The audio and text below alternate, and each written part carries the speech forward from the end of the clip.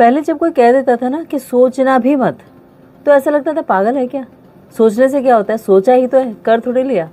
लेकिन धीरे धीरे रियलाइज़ हुआ कि सोचना बहुत इंपॉर्टेंट और ख़तरनाक चीज़ है, क्योंकि जो हम सोचते हैं वो हमारे वर्ड्स बन जाते हैं, जो हमारे वर्ड्स होते हैं वो हमारे एक्शन बन जाते हैं, जो हमारे एक्शन होते हैं उसे हम बार बार रिपीट करते हैं और वो हमारी हैबिट बन जाती है, और फिर हैबिट हमारा कैरेक्टर बन जाता है। इसीलिए सोचते वक्त ही ये सोचना कि ये नहीं सोचना है बहुत ज़रूरी है। इसके लिए मैं आपको एक एग्जाम्पल देती हूँ कि जैसे एक पहाड़ी पर एक छोटा सा पत्थर है और उसे एक छोटा सा पुश मिला,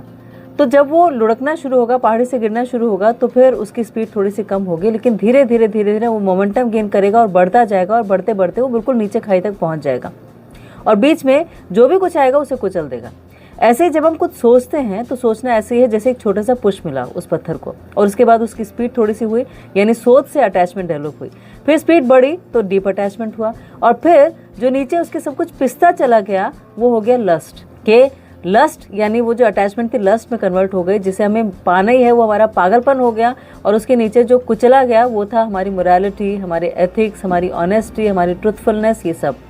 और फिर वो सब कुछ पीसते हुए नीचे तक पहुंच जाता है, यानी गड्ढे में गिर जाता है। भगवद गीता का 2nd चैप्टर का 62nd श्लोक यही बताता है कि ध्यायते विषया पुंसा संगत तेषु पजायते संगत संजयते कामा कामत क्रोध विजयते, कि किसी चीज़ को हम ध्यान करते हैं, उसके बारे में सोचते हैं तो उससे अटैचमेंट होती है, वो डीप अटैचमेंट में कन्वर्ट होती है, डीप अटैचमेंट से लस्ट डेवलप होती है, और लस्ट अगर पूरी ना हो तो फ्रस्ट्रेशन होती है और गुस्सा आता है। तो इसीलिए सोचना भी मत जो आपको नहीं सोचना है वो।